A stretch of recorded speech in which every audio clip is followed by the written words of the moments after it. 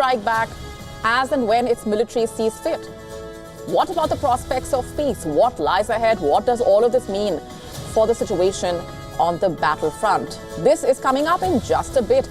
Also on the show for you tonight, according to new data from Israel's defense ministry, Israel sold more weapons to other countries than ever before in 2024. We decode that for you and get you the bigger picture. Iran has drawn up plans for 5 new missile bases. This move comes with significant implications. We tell you more about the message being sent out by the country and what it means. All this and much more coming up.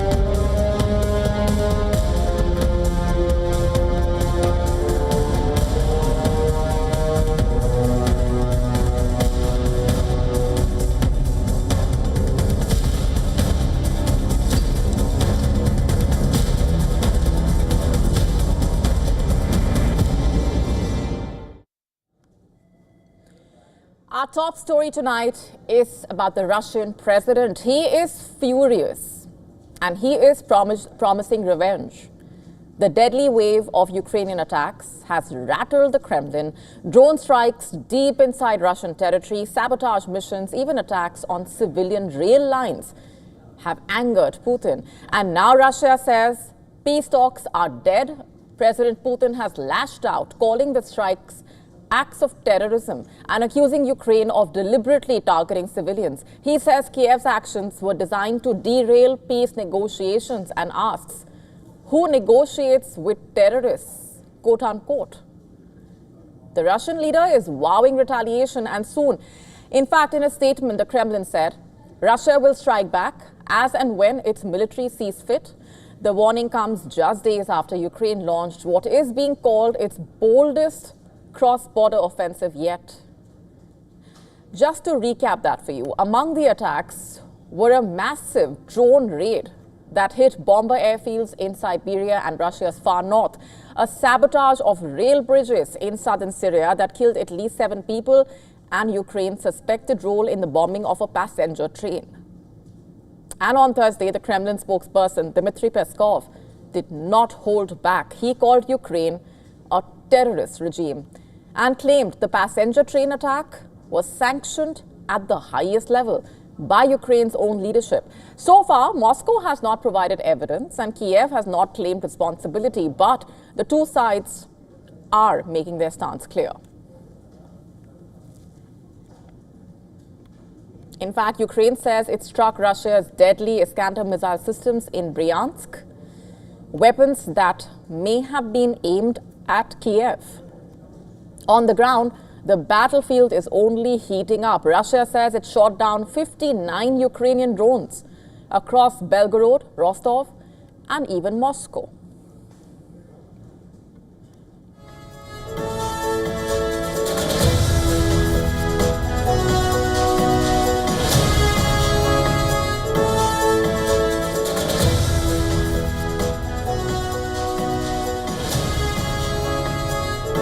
Last night, Russian drones hit Kharkiv, injuring 18 people. In Chernihiv, 5 people were killed, 6 more hospitalized. Russia also claimed new advances in Ukraine's northeast, pushing towards Sumy, located just 30 kilometers from the border.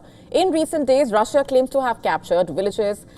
In fact, that's the latest coming in at this point. On Tuesday, Russian forces were close enough to launch rocket artillery in the city of Sumy, reportedly killing 4 and injuring 30. Further south and east, Moscow says it has taken more territory, including Delivka and Zorya near Toretsk. Russian troops are also pressing forward towards Liman and Korokhove, slowly grinding through Ukraine's eastern front. And while the war rages on, the U.S. has been somewhat silent. Only on Wednesday, U.S. President Donald Trump confirmed an over-hour-long phone conversation with Vladimir Putin. He said Putin strongly indicated that Russia will retaliate for the Ukrainian airfield attacks. And Trump called it a good conversation, but admitted it would not lead to peace anytime soon. But what's striking is Donald Trump's tone here. He did not say if he discouraged Putin from attacking Ukraine. Instead, he appeared more focused on cooperating with Russia on Iran's nuclear weapons. He said the two sides are in agreement that Iran must not acquire nuclear weapons. Several reports saying that behind the scenes, Trump advisors say he is frustrated with both Putin and Zelensky. But he reportedly told aides that Zelensky is edging the world towards nuclear war. Trump has so far refused to back tougher sanctions on Russia, and even though he has called Putin absolutely crazy in the past, he now wants to give the Russian leader 2 more weeks to show signs of progress. Progress on what exactly? It has nothing to do with Ukraine. What Trump really wants is a nuclear deal with Iran. And one thing is certain, the war is escalating, peace talks are crumbling, and Ukraine's bold strikes inside Russian territory have triggered a dangerous new phase in the war, one that could redraw battle lines or erase prospects of peace entirely.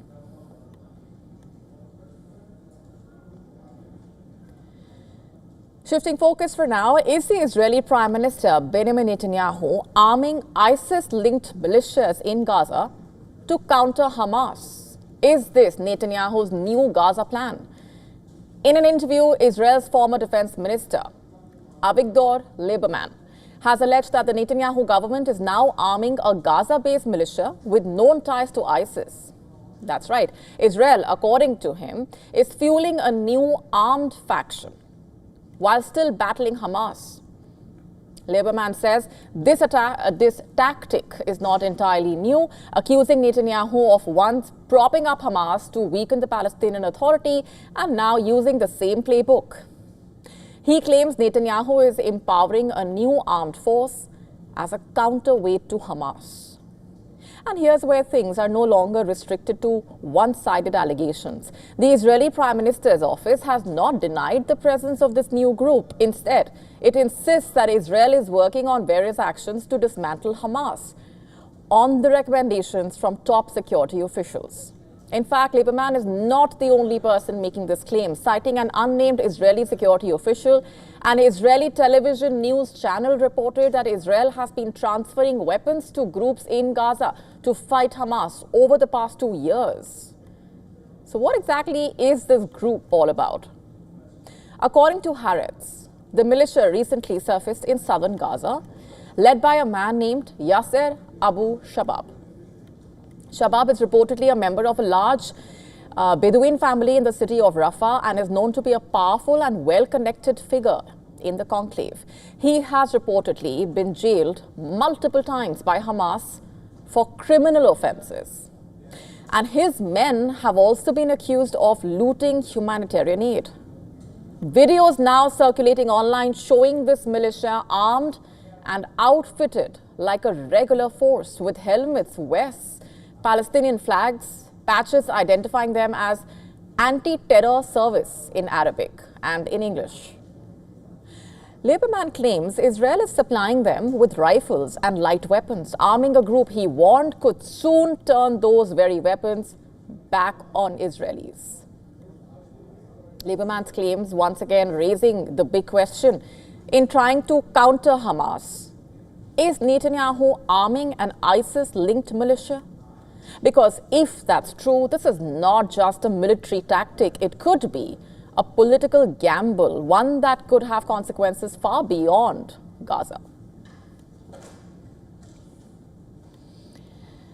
And in the latest, German Chancellor Friedrich Merz has reached the White House for a keenly watched meeting with U.S. President Donald Trump. This will be their first in-person discussion since Merz assumed office last month. In fact, even beyond direct outcomes, multiple aspects of that meeting are seen to be significant, also being seen as a pivotal moment for relationships between the two sides. There we have the images of the German Chancellor there being received by U.S. President Donald Trump.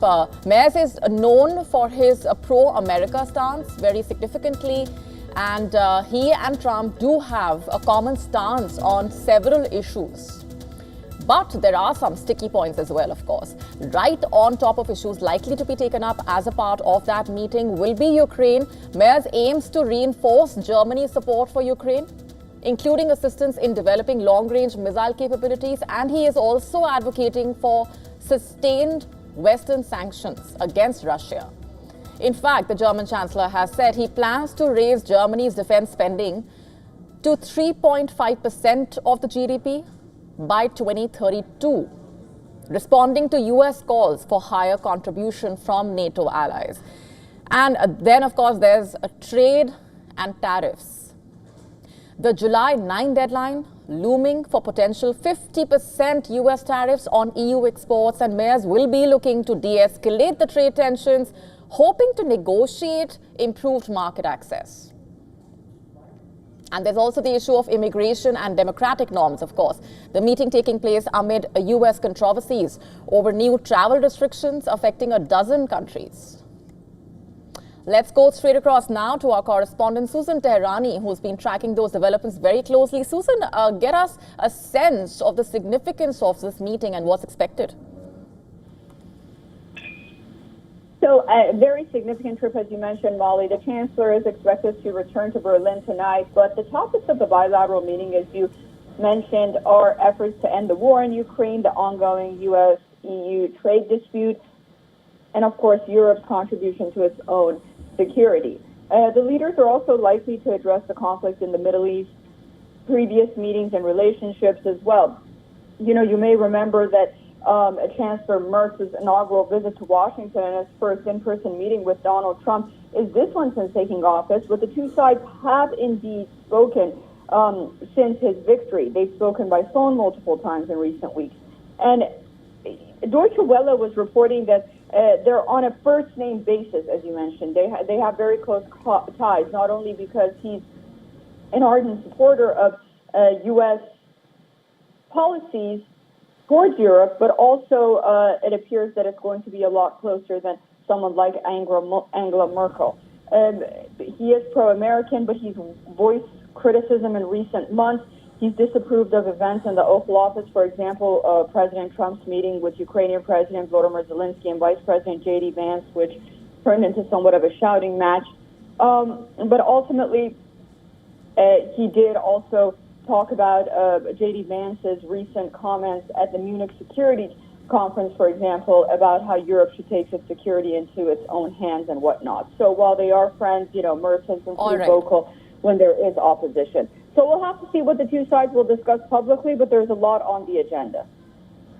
Indeed, and we will, of course, keep coming back to you, Susan, as and when we have further updates. For now, leaving it there for the moment.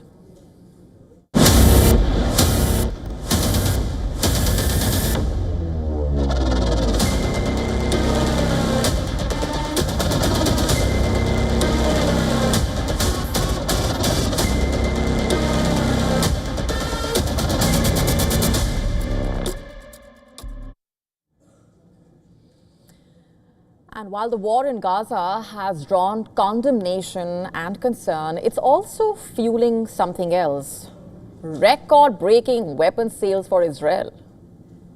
Even as Israel fights on multiple fronts, it's selling more arms abroad than ever before. According to new data from Israel's defense ministry, in fact, Israel sold more weapons to other countries than ever before in 2024. Let's break it down for you. Last year, Israeli arms exports reportedly surged to a record $14.8 billion, up from $13 billion the year before. All this while, Israeli forces were fighting adversaries in Gaza, Lebanon, Syria, Iran, Yemen. The biggest buyer, you ask? Europe. Over half of Israeli arms exports, that's 54%, went to European nations racing to refill stockpiles depleted by the war in Ukraine. And ironically, while shipping arms abroad, Israel itself received at least $17.9 billion in U.S. military aid in the year after the Hamas-led October 7 attack. That aid, by the way, included precision bombs, air defense systems, artillery shells, Hellfire missiles. And then in February this year, U.S. President Donald Trump bypassed the Congress to fast-track a $12 billion arms deal to Israel over the coming decade. And these American weapons include 2,000-pound bombs that the Biden administration had withheld over concerns that they would indiscriminately kill civilians in Gaza. And according to the Israeli Defense Ministry, throughout last year, 48% of Israel's foreign sales were made up of missiles, rockets, and air defense systems. Israel's data did not detail specific deals, and it's also not clear why it would sell these weapons at a time that it is fighting a war itself. Still, cracks are now showing. European leaders have become increasingly frustrated with Israel's conduct in the Gaza war, and according to experts, that could threaten Israel's sales. Spain has reportedly cancelled a $325 million missile deal with Israel, citing a gradual disconnection from Israeli technology over its Gaza operations. Even the Israeli Prime Minister has admitted Israel may need to reduce its reliance on American security aid, experts saying that's unlikely anytime soon. But then there's another twist. Despite the booming sales, Israel's own military ran out of weapons in October. According to war monitors, during the Israel-Iran tensions, 30 Iranian ballistic missiles hit southern Israel unintercepted. And within days, the U.S. had to rush a THAAD air defense system to help Israel. And yet, Israeli weapons producers kept shipping out. Germany is due to receive Arrow missile systems this year, part of Israel's largest ever single arms deal at $4.3 billion. Israel's defense industry, in fact, has managed to scale up wartime production rapidly thanks to lessons learned from past conflicts. But as the war grinds on and as the critics grow louder, one thing is certain. The war may drain a country's economy, but in Israel's case, it's also become a source of income.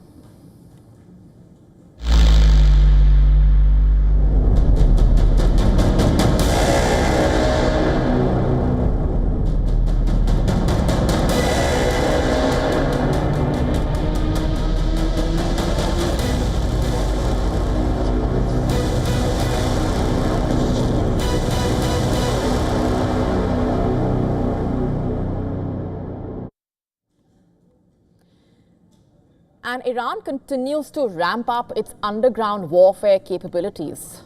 During a visit to a military base in central Iran, the commander of the Iranian army's ground force said the country has drawn up detailed plans for 5 new missile bases. Adding, these new bases are already being organized. He, however, did not disclose the locations or specific details about these 5 bases, but the general made it clear the army ground force stands ready to deliver a crushing response to any threat, anytime, any place, and at any level. This move marks another step in Tehran's increasing investment in asymmetric warfare and hardened underground defense infrastructure. But what exactly are Iran's missile cities all about? These are heavily fortified underground military facilities that store, maintain, and can launch short, medium, and intermediate range ballistic missiles. In fact, they form the backbone of the country's missile strategy, designed specifically to protect key assets from detection or destruction during conflict. Though the number of these facilities remains a secret, estimates suggesting that dozens are dug into Iran's western mountains, some as deep as 500 meters underground. In fact, these locations offer protection against airstrikes and from even bunker-busting bombs. According to Tehran, given the excavation footprint and logistical activity, such cities could be vulnerable to modern satellite and intelligence technology. The building of the 5 new missile bases is aligned with Iran's defensive doctrine, prioritizing survivability of its arsenal, especially from aerial threats. Since the start of this year, in fact, Iran has showcased its missile cities on several occasions. Just last month itself, the IRGC unveiled Iran's first underground drone base, housing hundreds of homegrown UAVs, including the Hajj 6. A stealth drone equipped with radar evading technology and anti-jamming systems. The facility also hosts reconnaissance drones, loitering munitions, and intelligence gathering UAVs. Back in March, Iran unveiled its largest underground missile city at an undisclosed location. Footage from the site showed vast stockpiles of ballistic and cruise missiles. And Iran has been showcasing its military prowess, especially over the past few months, amid the ongoing nuclear talks with the U.S. over Tehran's nuclear program. Despite 5 rounds of negotiations, there has been no breakthrough, with uranium enrichment remaining a major point of contention. In a nationally telecast address, the Iranian Supreme Leader has said Iran does not need a green light from Washington or any other foreign power on its domestic nuclear activities. While earlier this week itself, U.S. President Donald Trump said his administration would not allow any enrichment. And before we go on any further, here's a quick look at what else is lined up for you on the show tonight. Terror haven Pakistan is now chairing the UN Taliban Sanctions Committee. We get you a detailed report decoding all of this in just a bit.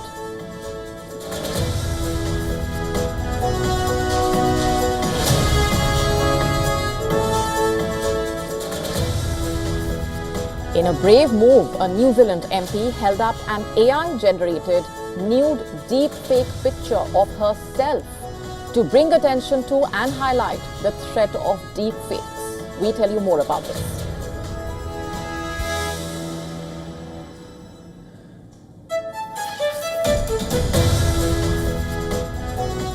This World Environment Day, a special report coming up on the fight to save our planet.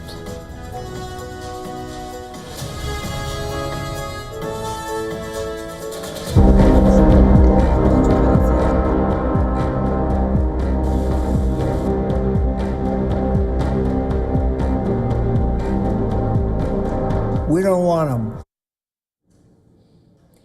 After his crackdown on immigrants and international students in the U.S. universities, U.S. President Donald Trump has gone a step further to try and keep foreigners out of America by issuing a blanket ban on travelers from countries in Africa and West Asia. The ban, in fact, takes effect next Monday itself. It targets nationals of 12 countries: Afghanistan, Burma, Chad, Republic of the Congo, Equatorial Guinea, Eritrea, Haiti, Iran, Libya, Somalia, Sudan, and Yemen.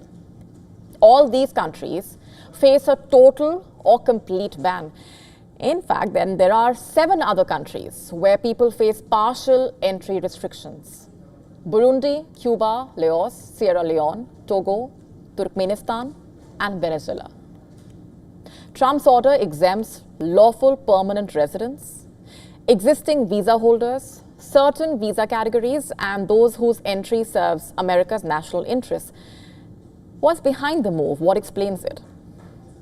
As per Trump, the ban was allegedly carried out of national security concerns, targeting countries posing a high level of risk to the United States. Further, he cited a recent attack on members of Colorado's Jewish community that was allegedly carried out by an Egyptian national. Ironically, though, Egypt does not figure on that list of banned countries. The recent terror attack in Boulder, Colorado, has underscored the extreme dangers posed to our country by the entry of foreign nationals who are not properly vetted, as well as those who come here as temporary visitors and overstay their visas. We don't want them. And this is hardly the first time such a proclamation was made by Donald Trump.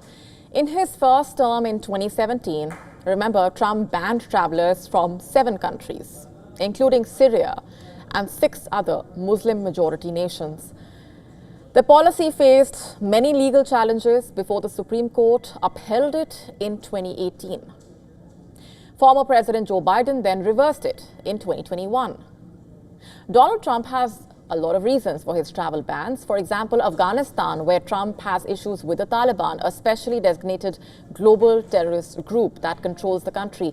For Iran, Trump uses the label of a state sponsor of terrorism that allegedly funds proxy groups like Hamas and Hezbollah.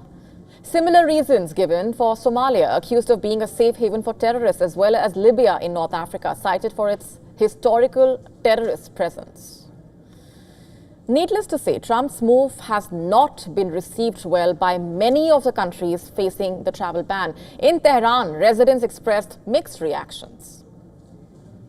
This is all nonsense. It's not like we're dying to go to America. We won't ask for permission to go. We didn't want to go to America even before the travel ban. He says loads of nonsense and he will keep doing so. We don't care at all. And Venezuela's interior minister saying the U.S. travel bans present a great risk to anyone visiting America. Listen to this. Estados Unidos acaba de sacar algo prohibiendo la entrada de cualquier venezolano. The United States has just issued something prohibiting the entry of any Venezuelan into the United States, right? It's like 9 countries. No, not even with a visa. It's prohibited. Visas are eliminated to the United States. In truth, being in the United States is a great risk for anyone, not just for Venezuelans. If you are a fool, then go to the United States. Si usted es bien pajugo, vaya para Estados Unidos. Meanwhile, some travelers at the Los Angeles International Airport saying the travel ban may be what's best now, but they hope it is a short-term measure, whereas others were opposed to the ban. I think that there's pros and cons there. I think a lot of people are in need of asylum, of course, that are coming from those countries. Not all of them are bad people, but the reality is that, to be 100% safe, sometimes the best thing, at least in the short term, might be to, mandate a certain travel ban. So what happens next? Will Trump stick to the plan or make some relaxations in the coming days?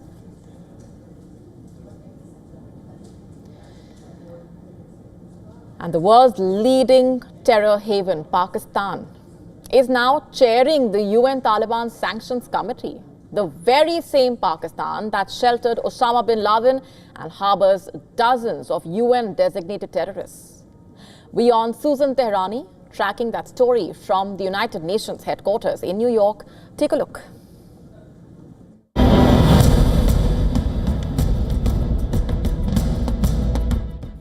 Pakistan, the known haven for UN-sanctioned terrorists, will chair the Taliban Sanctions Committee of the United Nations Security Council for 2025. It will also serve as vice chair of the UN Security Council Counterterrorism Committee. An unmissable irony, where a country that harbors and nurtures terrorists is being trusted to oversee sanctions on the Taliban and anti-terror discussions. Pakistan hosts the world's largest number of UN-prescribed terrorists and entities, turning their soil into a breeding ground for global violence. Hafiz Saeed, co-founder of Lashkar-e-Taiba, was designated by the UN Security Council in 2008, yet he continues to operate freely from Pakistani territory for years. Zaki-ur-Rahman Lakhvi, senior Lashkar commander, received UN Security Council sanctions in 2008, but continued his terror operations under Pakistani protection.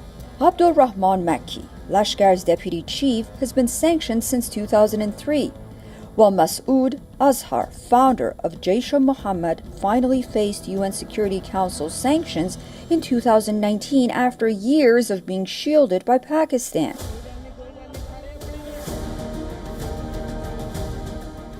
Pakistan seeks terror validation based on UN Security Council appointment. Pakistan Prime Minister shares his glee hiding behind UN Security Council appointment, which is in fact a rotational thing. The ultimate proof of Pakistan's terror complacency is, of course, Abbottabad, where Al-Qaeda leader Osama bin Laden lived in comfort for years, just miles from Pakistan's premier military academy. U.S. Navy SEALs eliminated the world's most wanted terrorist in May 2011, exposing Pakistan's role as a safe haven for terror. In a move that's raising eyebrows by some, Pakistan now chairs the UN Security Council's Taliban Sanctions Committee for the year 2025, the same Pakistan that has long been accused by regional powers and independent watchdogs of harboring Taliban elements within its borders. Now it's in charge of enforcing sanctions on them. Islamabad will also serve as vice chair of the UN's Counterterrorism Committee, placing it at the center of key global security decisions at a time when its own record is under intense scrutiny. Susan Tehrani reporting from New York for WION World is One.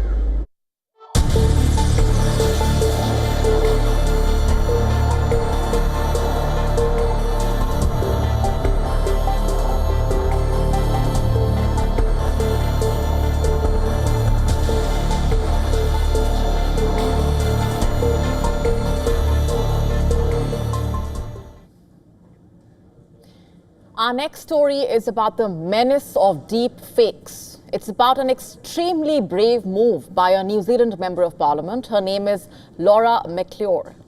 You know what she did? She held up an AI-generated nude deepfake picture of herself to bring attention to and highlight the threat of deepfakes. This happened inside the Parliament, and she made it clear that the image was not real and that it took her less than 5 minutes to make deepfakes of herself. She wanted to demonstrate just how easy it is to generate such fake images and how real they can actually look. McClure wants that the current legislation that makes it illegal to share nude photographs without consent must include deepfakes. And she made it clear that the problem is not the technology itself, but its misuse and how the law needs to catch up. She highlighted how, for the victims, it is degrading, devastating, and how it gave her the creeps having to stand in Parliament and hold the photo of herself, even knowing that it's not actually her. It was a powerful, courageous way to make her point.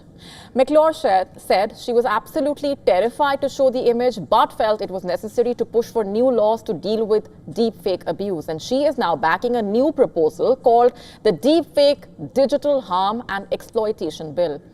Let's just tell you a bit about the bill. It would basically update the existing laws around revenge porn and intimate recordings, making it a crime to create or share deepfakes without consent. It would also give victims clearer ways to have content removed and seek justice. In case you're not aware, deepfakes use AI to manipulate or generate content to make it appear authentic. They are a dangerous tool for spreading misinformation and tarnishing reputations. They appear to look real, but they are not. Imagine having your face placed on someone else's, and that person could be doing just about anything. Sounds scary, right? Well, that's exactly why the MP did what she did, because deepfakes are scary. Imagine what a woman has to go through if this happens to her for real.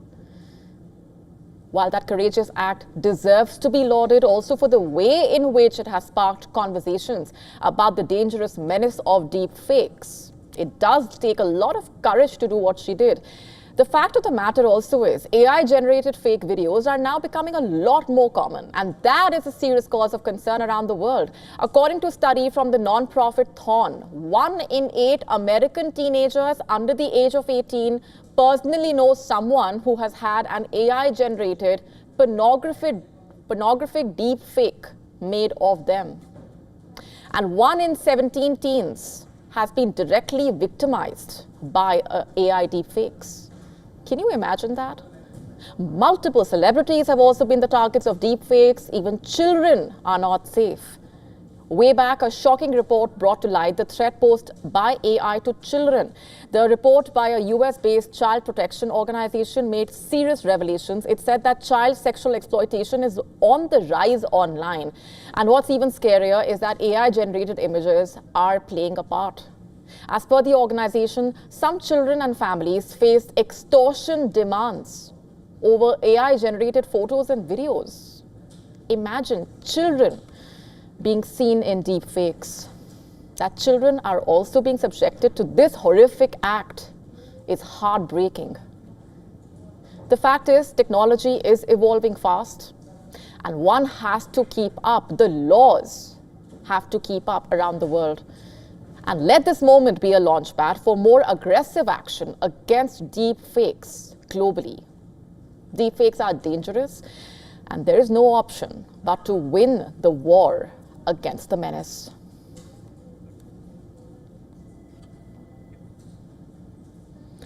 Moving on now to South Korea, the new president, Lee Jae-myung, held his first cabinet meeting on Thursday, focusing on devising an emergency package to address the stagnating economic growth and aid households. Hours after Lee was sworn in as the president, the Chinese president, Xi Jinping, extended a congratulatory message, emphasizing that China placed great importance on strengthening ties with its neighbor amid an increasingly uncertain global landscape.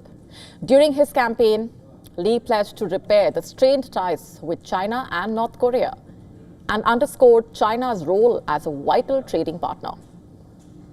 The reorganizing of this system will take considerable time to be clearly established, and during that time, our people will continue to suffer under difficult circumstances. I want to minimize that period as much as possible. Analysts predict the coming days could see a more stable bond between China and South Korea, saying Lee's foreign policy would be marked by pragmatism, flexibility, and economic urgency. A welcome departure from former President Yoon Suk-yeol, who steered the country to align more with the United States. Which also means the challenge before Lee would be to basically balance the tensions between Beijing and Washington while maintaining its very own ties with its neighbor. And the coming days will be a crucial litmus test for the newly elected South Korean leader. How will he fare? One thing is for sure, every tilt will be closely watched.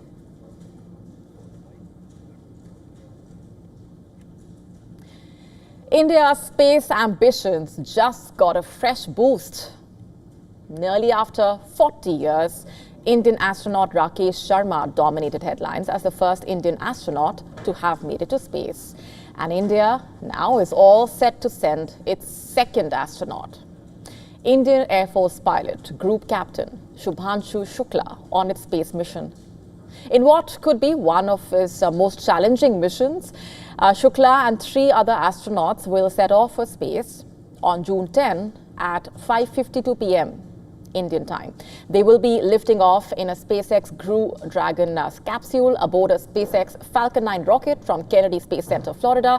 This is part of the Axiom 4 spaceflight mission. An 18-member Indian delegation led by the ISRO chief is already in the US, in fact, to oversee the final leg of the preparations for Shukla's flight. And this is going to be a 2-week-long mission where the crew will be heading for the International Space Station, about 425 kilometers above the Earth.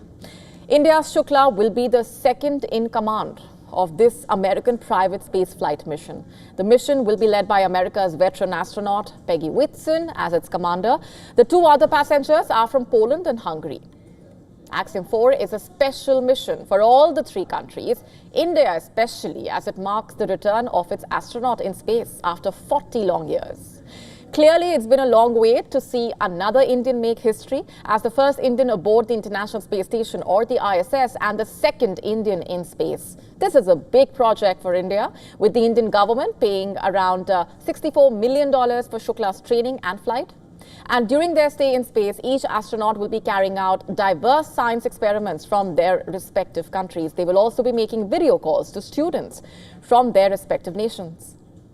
For India, the mission is a stepping stone to the country's own Gaganyaan human spaceflight mission, which is currently being readied by ISRO. And WION's principal correspondent, Siddharth MP, getting us more. The challenge is that ISRO does not have contemporary human spaceflight experience.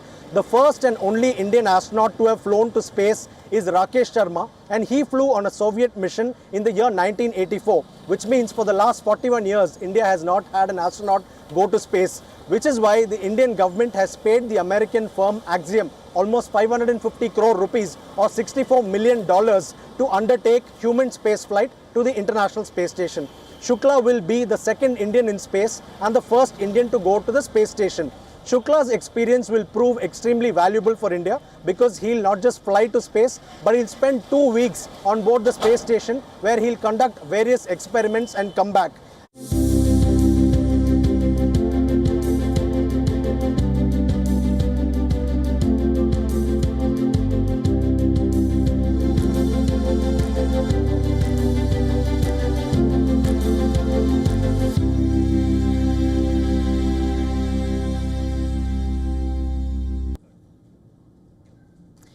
Prime Minister Narendra Modi will be visiting Jammu and Kashmir tomorrow to inaugurate the world's highest railway bridge constructed over the Chenab River.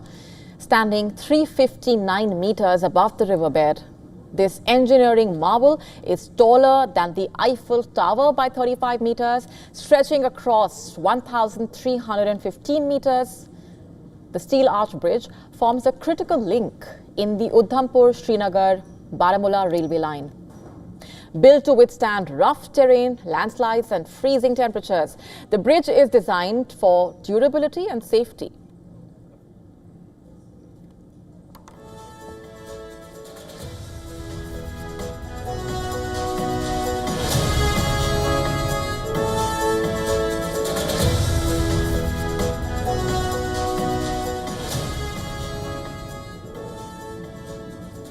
Engineers have used special grade steel capable of surviving temperatures from -10 to 40 degrees Celsius. The structure can also resist wind speeds up to 260 kilometers per hour and is built to last the next 120 years. The bridge is expected to significantly improve rail travel in the region. The Vande Bharat Express will be running over it, reducing travel time between Katra and Srinagar to around 3 hours, cutting the current journey time by up to 3 hours. In a post on social media, Omar Abdullah, the Chief Minister of Jammu and Kashmir, said tomorrow is a landmark day for Jammu and Kashmir as the Kashmir Valley will be connected to the rest of the country in such a crucial way. During his visit, Prime Minister Modi will also inaugurate India's first cable-stayed railway bridge at Anji, besides flagging off the new Vande Bharat trains. This bridge connects the Katra-Banihal section of the Udhampur-Srinagar-Baramulla rail line. It is located around 80 kilometers from Jammu. The bridge sits amid snow-covered peaks and is built to withstand earthquakes, powerful winds, unstable geological conditions. Shifting focus for now, it is day 2 of Hajj, a day of immense personal and spiritual significance for Muslims the world over. Over 1.5 million foreign pilgrims gathered in Saudi Arabia, some making the journey on foot while others carrying their luggage through extreme temperatures.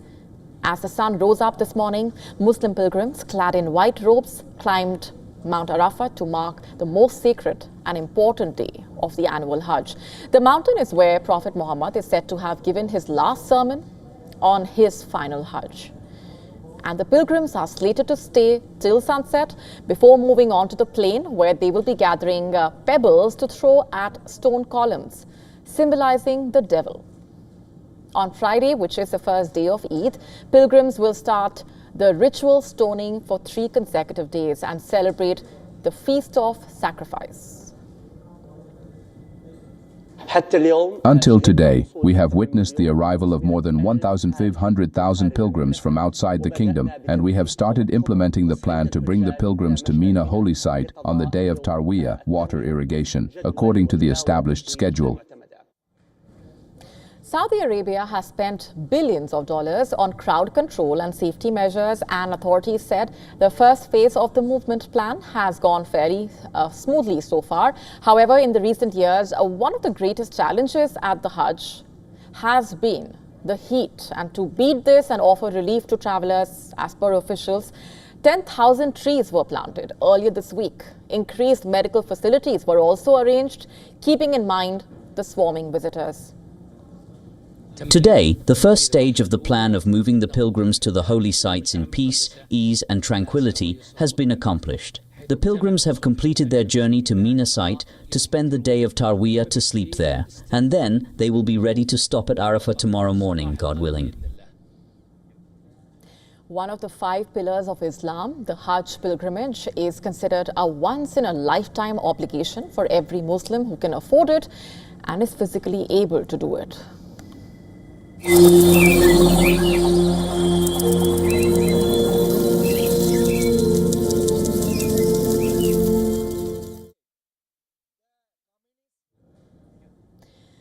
Today marks World Environment Day.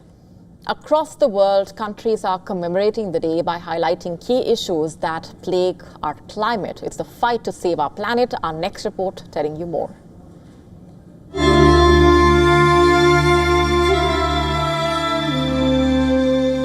All is not well with our environment. The earth is heating up. Ice caps are melting. Pressing problems calling for immediate and collective attention before it's too late. Like every year, this year too, World Environment Day has been celebrated across the world. Millions of people took part in activities to raise awareness and initiate action. This year, the global event was hosted by the Republic of Korea for the second time since 1997. It hosted the ceremony at the scenic Jeju Island with a special focus on ending plastic pollution. Delegates from 11 countries, including Japan, Indonesia, and Brazil, were in attendance. But why plastics specifically? Recent research suggests microplastics are omnipresent. Traces of plastic can be found in almost everything on the earth, including the human brain, and actionable steps are urgently needed to turn the island into a zero wasteland by 2040. Tackling pollution, however, requires bold innovation and policy changes. Take, for example, Japan, where researchers from the University of Tokyo have developed plastic that dissolves in seawater within hours. A move that can potentially prevent oceanic pollution and preserve the marine ecosystem. The supramolecular plastic that we have developed is highly sensitive to salt in the environment. When it comes into contact with salt, it will break down into its original raw materials. Subsequently, these raw materials themselves can be decomposed by bacteria, meaning that they ultimately return to the environment as safe substances.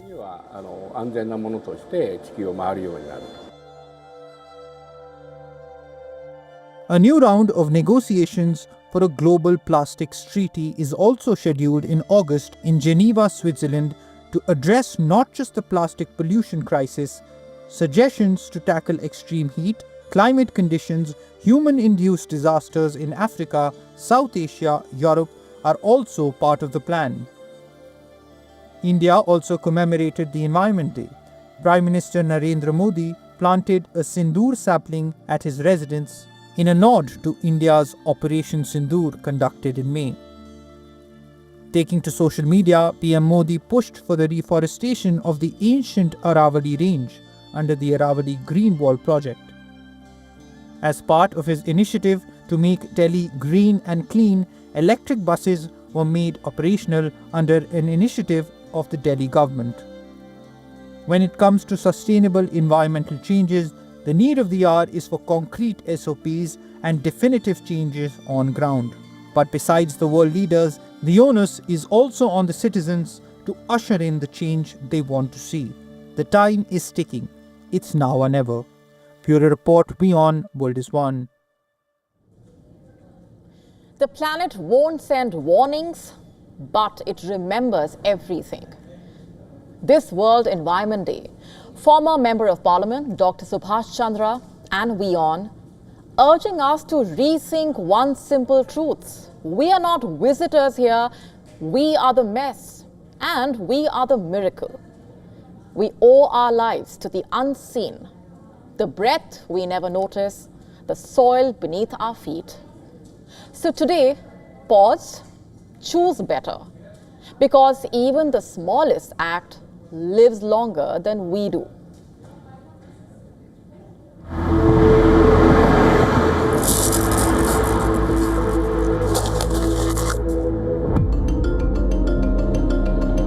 is just one wrapper, right? Just one straw, one bottle, one careless moment. But what if it's never just one? That one piece becomes a part of the soil, seeps into the ocean, breaks into tiny bits too small to see, but too real to ignore. We don't throw it away, we throw it somewhere. 3.5 billion years ago, tiny invisible beings called cyanobacteria created oxygen. They didn't shout, they just gave us breath. We exist because of something we can't even see. We are not outside nature, we are made of it. The breath you take in was gift from a tree. Your smallest choice echoes through the entire web of life.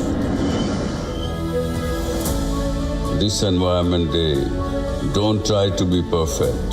Just be aware. Be a little more kind to the earth, to others, to the invisible thread that connects us all.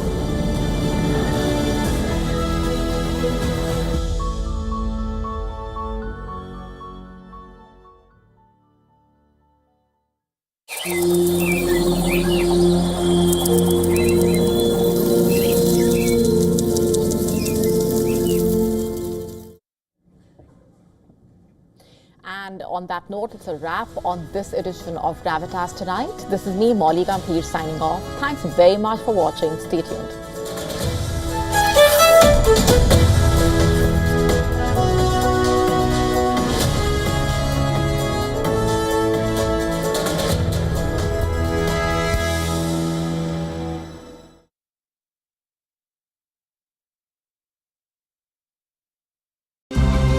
To bring the benefits of the Subhash Chandra Show to your educational institution, teachers and students, send an invitation to Juhi Jha at